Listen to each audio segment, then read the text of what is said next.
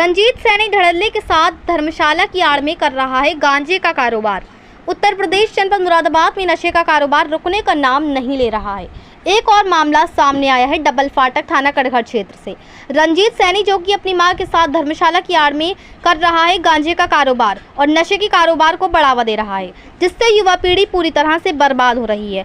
रंजीत सैनी का ये नशे का कारोबार काफी समय से चल रहा है, जिसकी शिकायत प्रांशु जोशी जी द्वारा कई बार पोर्टल पर भी की गई है, लेकिन अभी तक इसके नशे के कारोबार को बंद नहीं किया गया। इसका मतलब जो भी शिकायत की जाती है उस शिकायत को ये अपने पैसे के दम पर खत्म करवा देता है।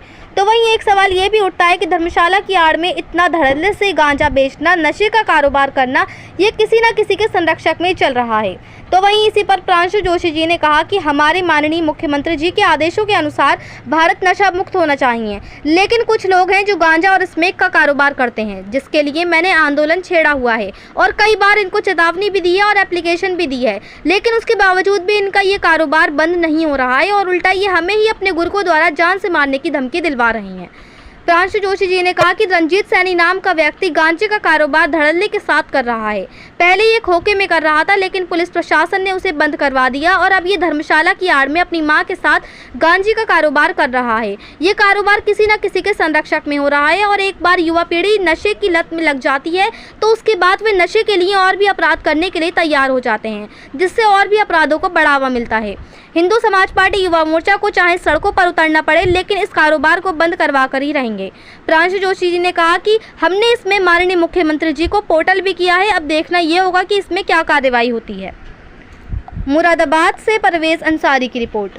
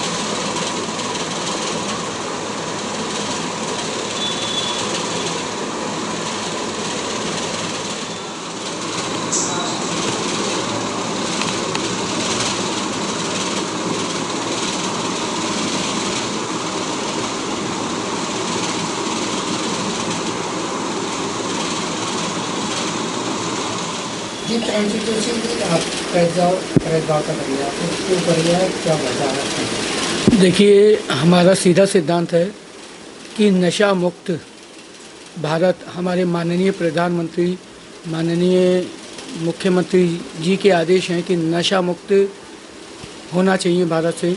तो कुछ लोग गांजे और स्मैक का काम करते हैं, उस कारोबार के लिए मैंने मना किया है और उसके लिए आंदोलन छेड़ा हुआ है। कई ऐसे गलत काम जो युवा पीढ़ियों को बर्बाद कर रहे हैं, जैसे कि गांजा, स्मैक, सट्टा, ये सब चीज़ें, तो उनके लिए हमने कारोबार बंद करवाने के लिए कहा है। मैंने कई बार इनको चेतावनी दी, एप्लीकेशनें भी दी, लेकिन इनकी समझ नहीं आ रही है और ये उल्टा अपने गुर्गों से हमें जान से मारवाने की धमकी दे रहे हैं। तो कहीं ना कहीं कोई चूक है।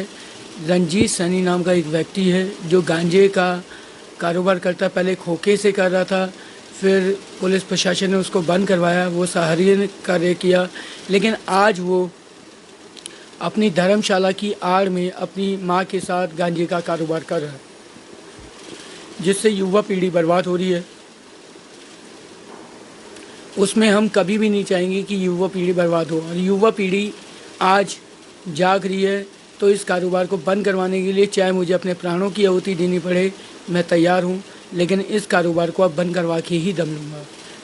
अच्छा दादा, नशा का कारोबार के साथ बता रहा हूँ, क्या नाम बताया आपने? रंजीत सैनी। रंजीत धड़ाके के साथ गांजा का कारोबार कर रहा है, नशा का कारोबार कर रहा है। कहीं ना कहीं तो उस पर युवा पीढ़ी का तो कहीं ना कहीं असर दिखाई देगा। युवा पीढ़ी बर्बाद हो रही है, नशे की आदत लग जाती है तो उसके बाद वो बर्बाद हो जाती है, चाहे चोरी करे डकैती करे। तो ये क्राइम तभी रुकेगा जब ये गांजे का काम बंद होगा। और इसके लिए हिंदू समाज पार्टी युवा मोर्चा ने संकल्प लिया है कि इस कारोबार को अब बंद करवा के ही दम लेगी, चाहे कुछ भी हो जाए। सड़कों पे उतरना पड़ा तब भी हम मंजूर हैं, हम कारोबारी को बंद करवा के ही दम लेंगे।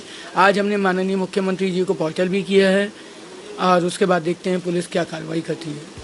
इसके छाया में देखिए, कोई ना कोई तो संरक्षक दे रहा है, अब कौन दे रहा है ये नहीं मालूम। जो भी दे रहा है, इस कारोबार को अगर बंद नहीं होता है तो उग्र आंदोलन करने की हमारी पूरी तैयारी है।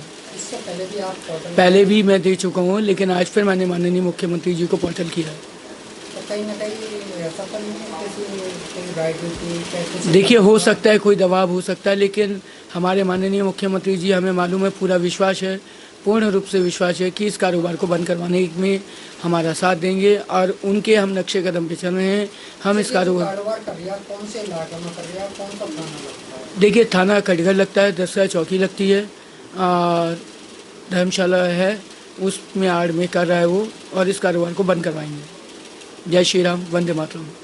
पहले तो नाम बताइए सर आपका। मेरा नाम महेश है जी। आप युवा हैं, किस नज़रिए से आप देख रहे हैं कि नशा का कारोबार जैसे क्रांति के एक अभियान छेड़ रहा है, और नशा का कारोबार फिर भी चार में छेड़ने के बाद भी तब शुरू हुआ है, किस नज़रिए से देख रहे हैं, क्या?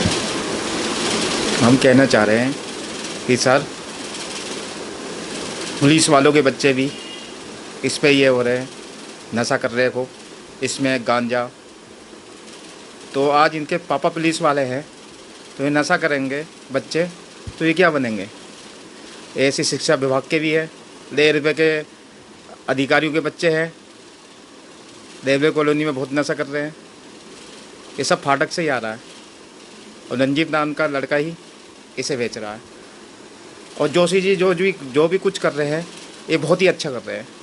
हम युवा सब इनके साथ में हैं और हिंदू समाज पार्टी इन्हें छोड़ेगी नहीं।